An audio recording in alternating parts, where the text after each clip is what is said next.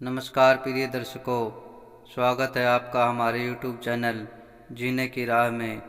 अगर आप भी मेरी तरह श्री राम जी को मानते हैं तो पूरी श्रद्धा और विश्वास के साथ कमेंट में जय श्री राम जरूर लिखें। मैं प्रभु श्री राम जी से प्रार्थना करूंगा कि जो भी भक्त है इस वीडियो को लाइक करे और चैनल को सब्सक्राइब करे, उसके घर में सुख समृद्धि सदा बनी रहे। चलिए दोस्तों, वीडियो को शुरू करते हैं। जो भक्त इस कथा को पूरा सुनेगा, माता लक्ष्मी उस पर कृपा करेगी। एक बार भगवान विष्णु जी शेष नाग पर बैठे बैठे बोर हो गए और उन्होंने धरती पर घूमने का विचार मन में किया। वैसे भी कई साल बीत गए थे। धरती पर आए और वह अपनी यात्रा की तैयारी में लग गए। स्वामी को तैयार होता देखकर माता लक्ष्मी ने पूछा, आज सुबह सुबह कहाँ जाने की तैयारी हो रही है? विष्णु जी ने कहा, हे लक्ष्मी, मैं धरती लोक पर घूमने जा रहा हूँ। तो कुछ सोचकर लक्ष्मी ने कहा, हे देव, क्या मैं भी आपके साथ चल सकती हूँ? भगवान विष्णु ने 2 पल सोचा, फिर कहा, एक शर्त पर तुम मेरे साथ चल सकती हो। तुम धरती पर पहुंचकर उत्तर दिशा की ओर बिल्कुल मत देखना। इसके साथ ही माता लक्ष्मी ने हाँ कह के अपनी बात मनवा ली और सुबह सुबह माता लक्ष्मी और भगवान विष्णु धरती पर पहुंच गए। अभी सूर्य देवता निकल रहे थे। रात बरसात होकर हटी थी। चारों ओर हरियाली ही हरियाली थी।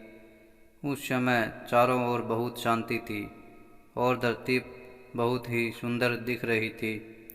और माँ लक्ष्मी मंत्रमुग्ध होकर धरती की ओर देख रही थी और भूल गई कि पति को क्या वचन देकर आई है, और चारों ओर देखती हुई कब उत्तर दिशा की ओर देखने लगी पता ही नहीं चला।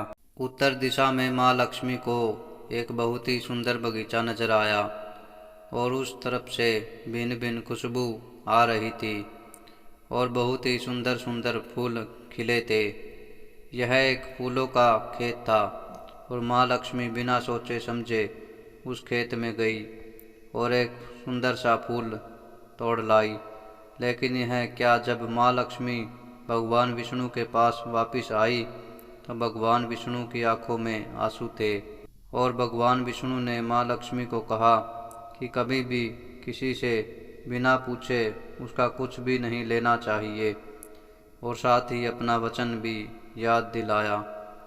माता लक्ष्मी को अपनी भूल का पता चला तो उन्होंने भगवान विष्णु से इस भूल की माफ़ी मांगी।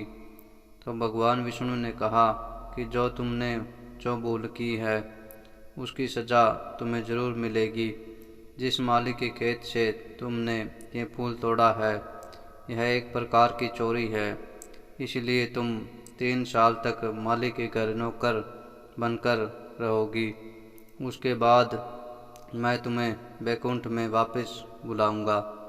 माँ लक्ष्मी ने चुपचाप सर झुकाकर हाँ कर दी और माँ लक्ष्मी एक गरीब औरत का रूप धारण करके उस खेत के मालिक के घर गई। घर क्या, एक झोपड़ा था और मालिक का नाम माधव था। माधव की बीबी 2 बेटे और 3 बेटियां थी। सभी उस छोटे से खेत में काम करके किसी तरह से गुजारा करते थे। माता लक्ष्मी जब एक साधारण और गरीब औरत बनकर जब माधव के झोपड़े पर गई तो माधव ने पूछा, बहन तुम कौन हो और इस समय तुम्हें क्या चाहिए? तब माँ लक्ष्मी ने कहा, मैं एक गरीब औरत हूँ, मेरी देखभाल करने वाला कोई नहीं। मैंने कई दिनों से खाना भी नहीं खाया।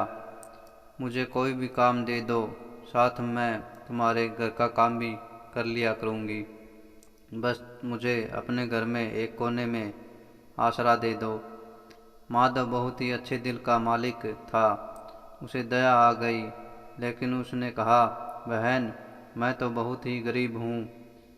मेरी कमाई से मेरे घर का खर्च बहुत मुश्किल से चलता है। लेकिन अगर 3 की जगह 4 बेटियां होती तो भी मैंने गुजारा करना था। अगर तुम मेरी बेटी बनकर जैसा रूखा सूखा हम खाते हैं उसमें खुश रह सकती हो तो मैं बेटी अंदर आ जाओ।